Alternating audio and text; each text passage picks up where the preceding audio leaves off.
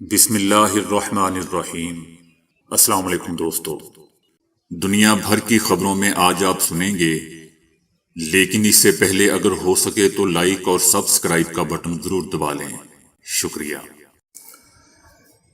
اسرائیلی فوج کو غزہ میں زمین پر اتاری گئی جنگ کے دوران ایک کرنل سمیت 10 فوجیوں کی ہلاکت کا سامنا کرنا پڑا ہے، تاہم ان فوجی ہلاکتوں کے بارے میں اسرائیلی فوج نے اعلان ایک روز بعد کیا ہے۔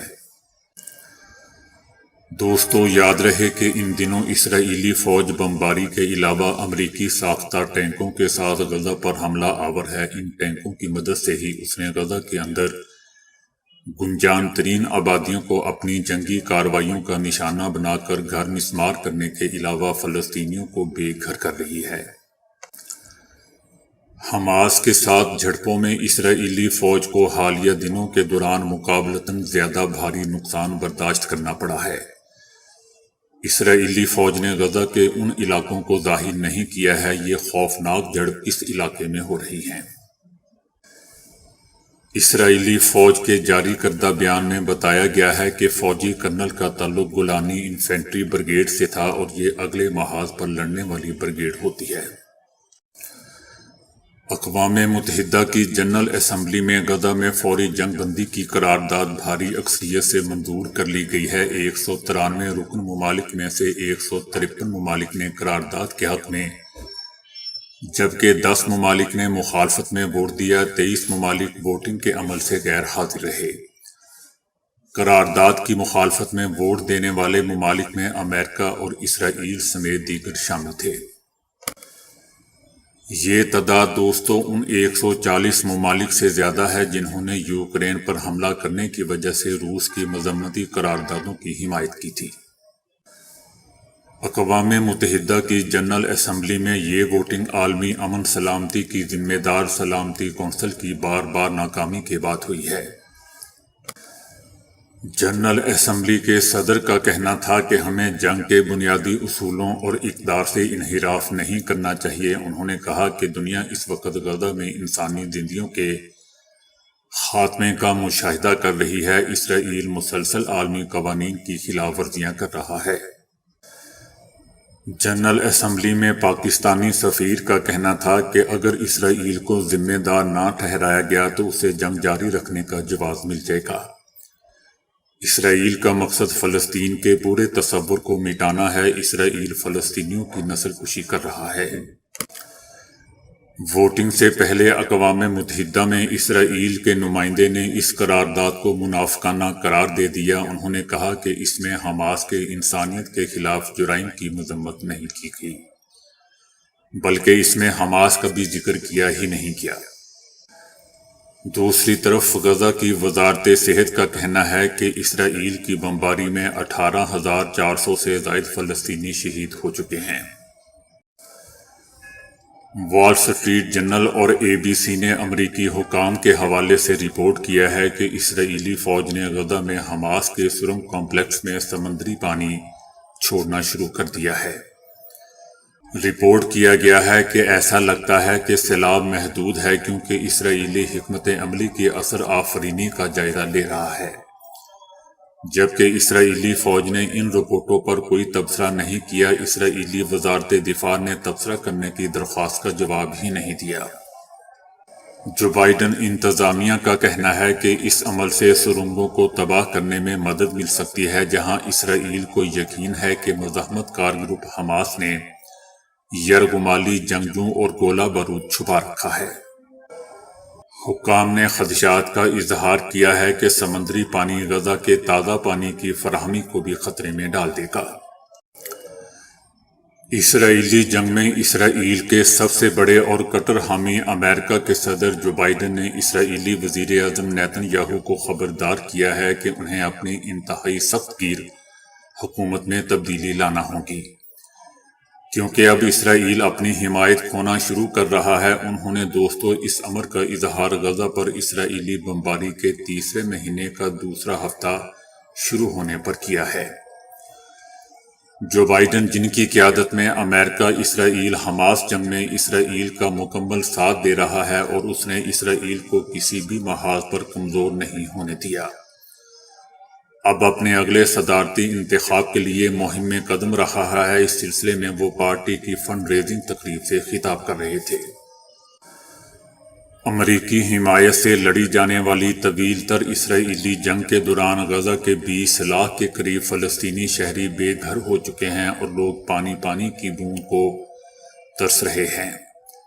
بھوکوں مرنے کا خطرہ بھی سامنے آ رہا ہے۔ اس کے باوجود امریکہ نے سلامتی کونسل میں جنگ بندی کی قرارداد کے خلاف ویٹو کر کے جنگ جاری رکھنے کے لیے اسرائیل کی حمایت کو برقرار رکھا ہے۔ لیکن دوستو، یاد رہے کہ اب امریکی صدر کو امریکہ کے اندر اور عالمی سطح پر رائے عامہ کا بھی سخت سامنا کرنا پڑ رہا ہے۔ صدر جو بائیڈن نے کہا کہ اسرائیلی وزیر اعظم یاہو کو اپنی سخت گیر حکومت میں تبدیلی لانا ہوگی، تاہم دوستو اس سے واضح نہیں ہوا کہ ان کی مراد یاہو کو محض اتحادی وزیر تبدیل کرنے کا مشورہ دیا ہے یا چاہتے ہیں کہ اسرائیل میں جنگ کے فوری بعد نئے الیکشن کروا لیے جائیں۔ صدر جو بائیڈن نے کہا کہ اب اسرائیل یہ نہیں کہہ سکتا کہ مستقبل میں فلسطینی ریاست نہیں ہے۔ اسرائیلیوں پر دباؤ بڑھ رہا ہے۔ انہوں نے اسرائیل کا ذکر کرتے ہوئے کہا کہ وہ اب حمایت کھونا شروع کر رہی ہے، جیسا کہ عالمی برادری بمباری کے خلاف انتباہ کر رہی ہے۔ صدر جو بائیڈن کا کہنا تھا کہ یہ اسرائیلی تاریخ کی سب سے زیادہ رجعت پسند حکومت ہے، اس لیے نیتن یاہو کو اس حکومت کو تبدیل کرنا ہوگا۔ اسرائیل کی حکومت اس کے لیے مشکلات بنا رہی ہے۔ اسرائیلی فوج نے اعلان کیا ہے کہ اس نے 2 اسرائیلی قیدیوں، ایک خاتون اور ایک فوجی کی باڈی برآمد کر لی ہے، جنہیں حماس نے 7 اکتوبر کو غزہ کی پٹی سے ایک فوجی آپریشن کے ذریعے پکڑا تھا۔ تاہم اس آپریشن میں فلسطینی مزاحمت کاروں کے ساتھ جھڑپ میں 2 اسرائیلی فوجی بھی ہلاک ہو گئے۔ غزہ کی پٹی پر اسرائیلی بمباری کئی دنوں سے جاری ہے۔ ایسے میں اسرائیلی حکومت کا کہنا ہے کہ غزہ کے لوگوں کو حماس کو چھوڑ دینا چاہیے۔ ہم غزہ کی پٹی کو جنت بنا دیں گے، جنگ جاری رہے گی، چاہے اس میں کتنا ہی لمبا عرصہ لگے۔ جب تک غزہ اسرائیل کے لیے خطرہ ہے اور حماس موجود ہے، جنگ ختم نہیں کریں گے۔ اسرائیلی حکومت کا کہنا تھا کہ جب ہمیں یقین ہو جائے گا کہ غزہ اب محفوظ علاقہ ہے اور اسرائیل کی سلامتی کو کوئی خطرہ نہیں رہا ہے، تو اس کے بعد جنگ بند ہو جائے گی۔ اسرائیلی حکومت نے حماس کے جنگجوؤں کو بھی مخاطب کرتے ہوئے کہا کہ یحییٰ سمار اور محمد الطنیف کے لیے مت مرو، کیونکہ وہ چھپے ہوئے ہیں، اور اسماعیل ہنیہ غزہ کی پٹی سے باہر اپنے خاندان کے ساتھ خوش و خرم زندگی گزار رہا ہے۔ اسرائیلی حکومت کا مزید کہنا ہے کہ آپ کے پاس صرف ایک ہی انتخاب ہے، ہتھیار ڈال دیں یا موت کے لیے تیار ہو جائیں۔ اس کے علاوہ انہوں نے کہا کہ امداد صرف رافیہ کراسنگ کے ذریعے غزہ میں داخل ہوگی، نہ کہ اسرائیل سے۔ اسرائیلی حکومت کا کہنا ہے کہ حماس غزہ کی پٹی کے مکینوں سے بندوق کی نوک پر امداد لوٹ رہی ہے۔ انہوں نے غزہ کے باشندوں سے کہا کہ اگر حماس جنگ شروع نہ کرتی تو غزہ میں کچھ بھی نہ ہوتا۔ آپ کا سارا دکھ حماس کی وجہ سے ہے۔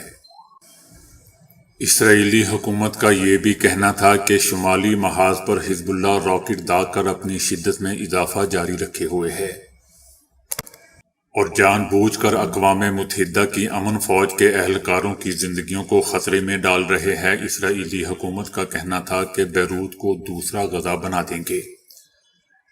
حزب اللہ نے حملے نہ روکے تو ہمارا غضب بیروت پر ٹوٹے گا اور ہم اس کو غزہ کے حشر سے دوچار کر دیں گے۔ اسرائیلی حکومت کا کہنا تھا کہ بہت سے لبنانی جنگ نہیں چاہتے اور ہم اپنے شہریوں کی حفاظت کے لیے ہر ضروری اقدام کریں گے۔ ہم اپنی سرحدوں پر تخریب کار فوج کی موجودگی کو قبول نہیں کریں گے، نہ شمال میں اور نہ ہی جنوب میں۔ ڈاکٹروں کی عالمی تنظیم نے اسرائیلی جارحیت سے متاثرہ غزہ کے ہسپتالوں کی صورتحال جنگ عظیم اول جیسی قرار دیتے ہوئے کہا ہے کہ شمالی غزہ کے کمال عدوان ہاسپٹل کی صورتحال انتہائی تباہ کن ہے۔ الشفا ہاسپٹل جیسی تباہی دیگر ہسپتالوں میں بھی دہرائی جا رہی ہے۔ ڈاکٹرز کا کہنا تھا کہ غزہ میں طبی عملہ جنگ عظیم اول جیسی صورتحال میں کام کر رہا ہے۔ ہسپتالوں میں بیماروں اور زخمیوں کا علاج زمین پر کیا جا رہا ہے۔ جگہ اور ادویات کی کمی کے باعث علاج مکمل ہوئے بغیر ہی مریضوں کو ڈسچارج کیا جا رہا ہے، جس کے باعث زخمی انفیکشن میں مبتلا ہو رہے ہیں۔ غزہ کی پٹی میں صہیونی یرغمالیوں کی رہائی کے عمل میں تاخیر پر اسرائیلی وزیر اعظم نیتن یاہو کے خلاف ہڑتالوں اور مظاہروں میں شدت آ چکی ہے، جس پر مقبوضہ فلسطین کے اخبارات نے بھی نیتن یاہو کو تنقید کا نشانہ بنانا شروع کر دیا ہے۔ اس حوالے سے صہیونی اخبار نے لکھا ہے کہ اسرائیل حالت جنگ میں ہے، جبکہ نیتن یاہو اس کے ذریعے اپنی انتخابی مہم چلا رہا ہے۔ نیتن یاہو کو امید ہے کہ وہ صہیونیوں کو غم و غصے کو اپنی انتخابی مہم میں ہتھیار کے طور پر استعمال کر سکتا ہے، تاہم اسرائیلی نیتن یاہو سے تنگ آ چکے ہیں اور تھک چکے ہیں، لیکن نیتن یاہو اقتدار سے چمٹا ہوا ہے۔ صہیونی اخبار مزید لکھتا ہے کہ نیتن یاہو نے اسرائیل کو جنگ کے دوران تنہا کر دیا ہے اور واشنگٹن کے ساتھ اتحاد کو بھی خطرے میں ڈال دیا ہے، اور نیتن یاہو میں جنگ کے دوران اسرائیل کو چلانے کی قابلیت نہیں ہے۔ دوستو، صہیونی فورسز کئی دنوں سے غزہ کی پٹی پر زمین، فضا اور سمندر سے حملے کر رہی ہے۔ ان حملوں کے نتیجے میں غزہ کی وزارت صحت کے مطابق 7 اکتوبر سے اب تک کم از کم 18,412 فلسطینی شہید اور 50,100 زخمی ہو چکے ہیں۔ ترکی نے اقوام متحدہ کی سلامتی کونسل کی جانب سے غزہ میں جنگ بندی کی قرارداد کی منظوری میں ناکامی کو مکمل مایوسی قرار دیا ہے۔ ترکی کا مقبوضہ علاقوں میں انسانی حقوق کی صورتحال کے بارے میں کہنا ہے کہ اب ہر 5 منٹ میں ایک فلسطینی کو شہید کیا جا رہا ہے۔ 7 اکتوبر سے اب تک مرنے والوں میں 70% بچے اور خواتین شامل ہیں۔ صہیونی حکومت شمالی غزہ کے ہسپتالوں پر حملے کر کے طبی عملے کی موجودگی کو ختم کرنے کی کوشش کر رہی ہے، تاکہ اس علاقے کے مقیم بھی نقل مکانی پر مجبور ہو جائیں۔ صہیونیوں نے العودہ ہاسپٹل کو گھیرے میں لے رکھا ہے، اسے نشانہ بنا رہے ہیں، مریضوں اور زخمیوں کو داخلے کی اجازت نہیں دیتے اور پانی اور بجلی کاٹ دیتے ہیں۔ ترکی کا مزید کہنا تھا کہ طبی عملے نے متعدی امراض میں مبتلا افراد کی 3,26,000 واقعات کی نشاندہی کی ہے۔ انہوں نے کہا کہ رہائشی مراکز میں صحت اور انسانی صورتحال متعدی بیماریوں کے پھیلاؤ کی وجہ سے انتہائی مہلک ہو رہی ہے۔ حماس کا کہنا ہے کہ ہم فلسطینی عوام غزہ کے لوگوں کے ساتھ مثالی اظہار یکجہتی پر پاکستان، کویت اور اردن کے عوام کا شکریہ ادا کرتے ہیں۔ حماس کا کہنا ہے کہ یمن، انڈونیشیا، ملائیشیا اور دیگر عرب اور اسلامی ممالک کے عوام کا بھی شکریہ ادا کرتے ہیں۔ حماس نے کہا کہ وہ غزہ پر اسرائیلی جنگ کو روکنے کی اسپین، آئرلینڈ، بیلجیم، مالٹا کے وزراء اعظم کے مطالبے کا بھی خیر مقدم کرتے ہیں، اور اسرائیلی جارحیت روکنے کے لیے عالمی کوششوں کو جاری رکھنے کے اقدامات کو سلام پیش کرتے ہیں۔ غزہ میں زمینی کارروائیوں کے دوران دوستو، اسرائیلی فوج اتنی خوفزدہ ہے کہ اپنے ہی ساتھی فوجیوں پر غلطی سے گولیاں چلا رہی ہے۔ ایسے واقعات میں اب تک 20 کے قریب اسرائیلی فوجی مارے جا چکے ہیں۔ اسرائیل فوج کی جانب سے جاری بیان میں تصدیق کی گئی ہے کہ غزہ میں زمینی کارروائیوں کے دوران ہمارے 20 کے قریب فوجی حماس نے نہیں بلکہ اپنے ساتھی اہلکاروں کی فائرنگ میں مارے گئے۔ اسرائیلی فوج کا کہنا ہے کہ 20 میں سے 13 فوجی اپنے ساتھیوں کی گولیوں سے جبکہ دیگر ہیوی مشینری کی زد میں آ کر روندے گئے۔ اسرائیلی فوج کا مزید کہنا تھا کہ غزہ میں زمینی کارروائیوں میں اب تک 105 فوجی مارے گئے ہیں۔ ان اعداد و شمار سے دوستو ظاہر ہوتا ہے۔ اسرائیلی فوج کا مزید کہنا ہے کہ غزہ میں زمینی کارروائیوں میں اب تک ہمارے 105 فوجی مارے گئے ہیں۔ ان اعداد و شمار سے ظاہر ہوتا ہے دوستو کہ اسرائیلی فوج غزہ میں کس قدر بوکھلاہٹ کا شکار ہے اور بزدلی، پست ہمتی اور ذہنی دباؤ کے باعث اپنے ہی ساتھی اہلکاروں کو گھبراہٹ میں نشانہ بنا رہے ہیں۔ یاد رہے دوستو کہ اسرائیل نے فضائی حملوں کے بعد غزہ میں گھس کر زمینی کارروائیوں کے لیے اپنی بری بزدل فوج بھیجی ہے، جس کے کئی محاذ پر حماس کے ہاتھوں بے عزتی اٹھانا پڑ رہی ہے۔ اگلے جہاں چلے جانے والے کبھی واپس نہیں آتے اور نہ ہی ان سے اس زندگی میں کبھی ملاقات ہو سکتی ہے، لیکن جدید ٹیکنالوجی نے یہ معجزہ بھی کر دکھایا ہے کہ آپ اپنے فوت ہوئے پیاروں کے ساتھ حقیقی نہ صحیح مگر ورچوئل ملاقات کر سکتے ہیں۔ ایسی ہی ایک ملاقات جنوبی کوریا کی خاتون چانگ جی سنگ نے اپنی انتقال کر جانے والی 7 سالہ بیٹی کے ساتھ گزشتہ روز کی۔ اس کی بیٹی نیون کو ایک لا علاج مرض لاحق ہوا تھا اور وہ موت کے منہ میں چلی گئی تھی۔ اس کی موت کے 3 سال بعد منہوا براڈ کاسٹنگ کارپوریشن نے وی آر کے ذریعے ایک ڈاکومنٹری کے ذریعے اس ماں بیٹی کی ورچوئل ملاقات کروائی۔ جانگ جی سنگ نے اس ملاقات میں وی آر ہیڈ سیٹ پہن رکھا تھا اور اس کے ذریعے اپنی بیٹی کو دیکھتی اور اس سے باتیں کرتی۔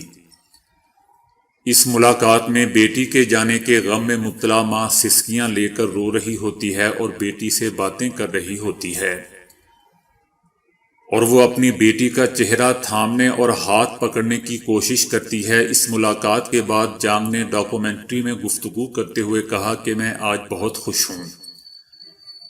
مجھے ایسا لگ رہا ہے کہ میرا کوئی ایسا خواب پورا ہو چکا ہے جو میں ہمیشہ سے دیکھتی آ رہی تھی۔ دوستو، وی آر ہیڈ سیٹ کی جدید ٹیکنالوجی کے بارے میں تو آپ جانتے ہی ہوں گے کہ اس کو پہننے سے دکھنے والے سین بالکل اوریجنل لگتے ہیں۔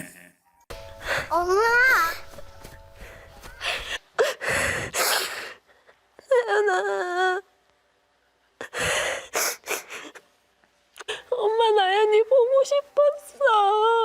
너무 예쁜 나연이.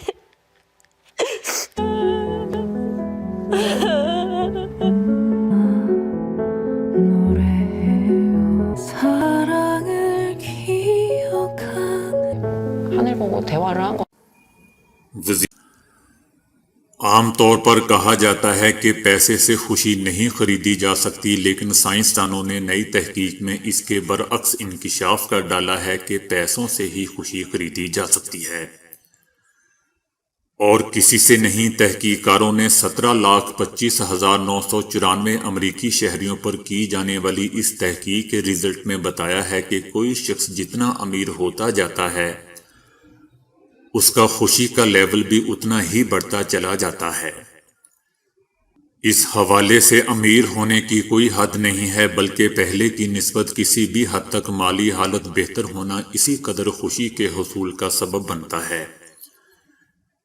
تحقیقاتی ٹیم کے سربراہ ڈاکٹر میتھیوز کا کہنا تھا کہ ہماری تحقیق میں اس بات کے واضح شواہد میسر آئے ہیں کہ آمدنی اور خوشی میں اضافہ ایک ساتھ چلتے ہیں۔ جوں جوں کسی شخص کی آمدنی بڑھتی جاتی ہے اس کی خوشی کا لیول بھی اتنا ہی بڑھتا چلا جاتا ہے۔ اس سے پہلے ایک تحقیق میں بتایا گیا تھا کہ $75,000 سالانہ آمدنی تک پہنچ کر ہی آدمی کی خوشی کا لیول بڑھنا شروع ہوتا ہے۔ ڈاکٹر میتھیو کا کہنا تھا کہ ہماری تحقیق میں یہ رزلٹ غلط ثابت ہوئے ہیں۔ در حقیقت آمدنی میں کسی بھی حد تک کا اضافہ اسی قدر خوشی میں اضافے کا سبب بنتا ہے۔ لیکن دوستو، میرے خیال سے ایسا بالکل بھی نہیں ہے۔ میں آپ کو ایک چھوٹی سی مثال دیتا ہوں۔ ایک دفعہ انڈین اداکار شاہ رخ خان کی میں نے ایک خبر پڑھی تھی۔ اس کا کہنا تھا کہ میرے پاس اتنے پیسے نہیں ہیں کہ میں اپنے بچوں کو ایک جہاز خرید کر دے سکوں، جو کہ بچوں کی ڈیمانڈ تھی۔ اس وقت میں نے سوچا تھا کہ اگر شاہ رخ خان اپنے بچوں کو جہاز اور دوسری طرف ایک عام سی معمولی سرکاری نوکری کرنے والا اپنے بچوں کو موٹر بائیک لے کر دے، تو اگر کوئی ایسا پیرامیٹر ہو جو خوشی کو ناپ سکے تو دونوں قسم کے بچوں کا خوشی کا معیار برابر یا ایک جیسا ہوگا۔ حالانکہ ایک طرف ایک خوشی 40-50 ہزار روپے میں مل رہی ہے، جبکہ اتنے ہی لیول کی خوشی دوسری طرف کروڑوں میں مل رہی ہے۔ جبکہ سائنسدانوں کے مطابق شاہ رخ خان کے بچوں کی خوشی دوسرے بچوں کی نسبت تو 500 گنا ہونی چاہیے۔ کیا خیال ہے کہ خوشی کا پیسوں سے کوئی تعلق ہے یا نہیں؟ تو دوستو ابھی کے لیے اتنا ہی۔ ویڈیو کو لائک اور شیئر کرنے کا بہت بہت شکریہ۔